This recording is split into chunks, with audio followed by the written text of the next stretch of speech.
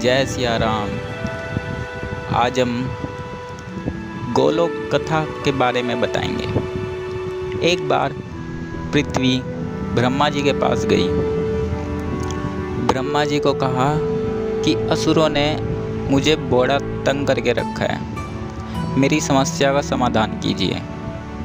फिर ब्रह्मदेव कहते हैं आप विष्णु के पास जाइए। तब पृथ्वी विष्णु के पास जाती है कि मेरी समस्या का समाधान कीजिए। तब विष्णु जी ब्रह्मा सहित देवताओं के साथ गोलोक धाम को जाते हैं। अब ब्रह्मा जी और देवताओं ने कभी गोलोक के बारे में सुना नहीं था और ना ही कभी देखा था। उन्होंने कहा कि आपसे भी कोई बड़ी शक्ति है इस संसार में।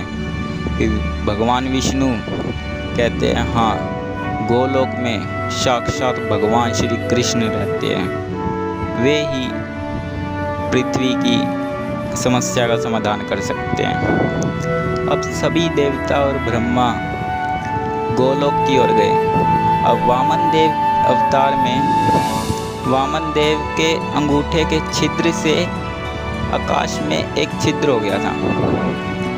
वामन देव के अंगूठे के स्पर्श से आकाश में एक छिद्र हो गया था, जहाँ से नदी आ रही थी। अब कई बंदे उसको गंगा जल कहते हैं। तो देवता विष्णु ब्रह्मा इसी राह से गोलोक को गए। तो गोलोक में जब वे गए, उनको द्वारपाल पे गोपियाँ दिखी। गोपियों ने उन्हें रोका और कहा आप अंदर नहीं जा सकते। भगवान विष्णु ने कहा हमें भगवान श्री कृष्ण से मिलना है, उन्हें पृथ्वी की समस्या के बारे में उनसे चर्चा करनी है। तब गोपियों ने कहा आप किस ब्रह्मांड के देवता हैं? तो देवता तो चौंक गए। हमारे अतिरिक्त और कोई भी ब्रह्मांड है, हमारे सिवा कई ब्रह्मांड है, उनको हर एक कण में, गोलोक के हर एक कण में अलग अलग ब्रह्मांड दिख रहे थे।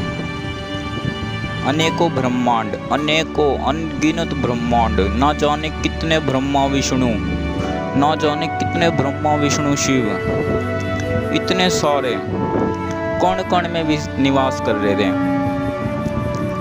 तो भगवान विष्णु बड़े समझदार हैं। उन्होंने गोपियों से कहा हम उस ब्रह्मांड के निवासी हैं जहाँ पर वामन देवता के अंगूठे के स्पर्श से आकाश में छिद्र हो गया था। तो गोपियाँ ये जानकारी लेकर कृष्ण के पास गई। कृष्ण से अनुमति लेके वापसी आई और कहा कि आप कृष्ण से मिल सकते हैं। तो जब सभी देवता गोलोक के अंदर गए तो उन्होंने देखा पर्वत जितनी गायें, पर्वत जितनी विशाल गायें गोलोक में चल रही है, घास चल रही है। इतनी बड़ी बड़ी विशाल गायें। वहाँ पे नदियाँ इतनी सुंदर हैं, इतनी सुंदर नदियाँ बिल्कुल साफ सुथरी हैं। और हर वृक्ष एक कल्प वृक्ष के समान है।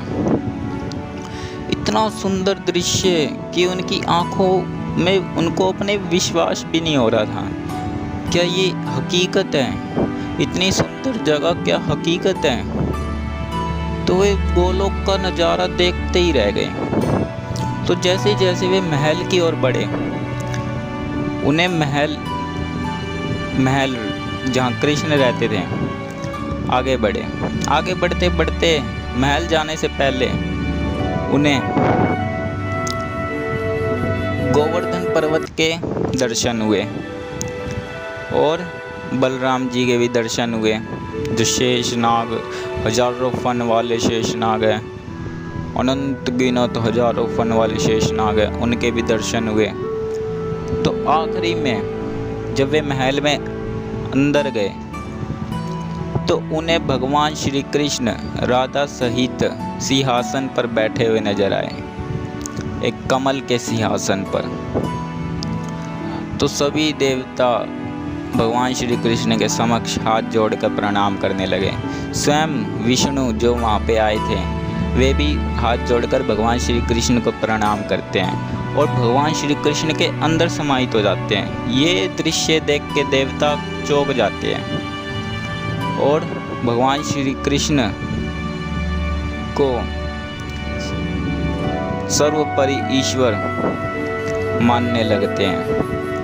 इसकी कथा बहुत विस्तार है जो हम आपको अगली वीडियो में बताएंगे। जय सिया राम, राधे राधे।